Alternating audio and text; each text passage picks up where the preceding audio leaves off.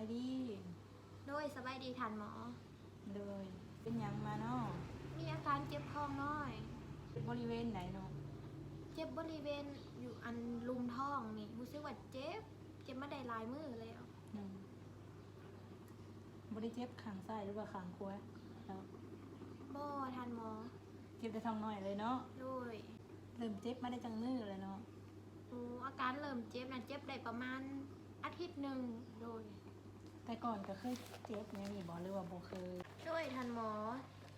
แต่ก่อนนะเคยเป็นได้ แต่มันก็เศร้าฮักกลับมาเป็นช่วงหลังๆนี่ลักษณะเจ็บในไรเนาะรู้สึกว่ามีอาการเจ็บหน่วงเจ็บแห้งบ่เวลาเจ็บโดยแม่แล้วเนี่ยรู้สึกเจ็บอยู่บ่แบบเจ็บแสบเจ็บอย่างนี้บ่แม่ลักษณะเจ็บนี่เจ็บในใดเจ็บปั้นเจ็บคือมีแนวแทงบ่หรือว่าเจ็บในใดรู้สึกว่าเจ็บปั้นเจ็บเสียบหอดทางหลังโดยเจ็บมาได้ทีหนึ่งแล้วเนาะโดยเจ็บตลอดเลยบ่หรือว่าเจ็บเป็นช่วงมันสิเจ็บเป็นช่วงได้ทันหมอเวลาโคมนี่รู้สึกเจ็บบ่โดยแม่มีอาการนี่ต้นใดช่วงใดส่วนร้ายน่ะรู้สึกว่าเวลาเฮายกของนักหรือว่าอย่างร้ายนี่สิมีอาการเจ็บคนเจ็บเคยมีเพศสัมพันธ์บ่บ่เคยมีจ้ะนักแล้วเหตุเรียกร้ายนี่ก็รู้สึกเจ็บบ่ได้กินหยังมาบ่จังเจ็บจังว่ามีอาการโอ้แม่นทันหมอก่อนสิเจ็บนี่ได้ไปกินของดอกประจำเดือนเด้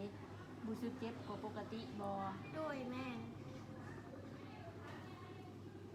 ลูกก็บ่เคยมีเนาะแม่นบ่เคยมีลูกตอนเจ็บเคยได้กินยาหยังบ่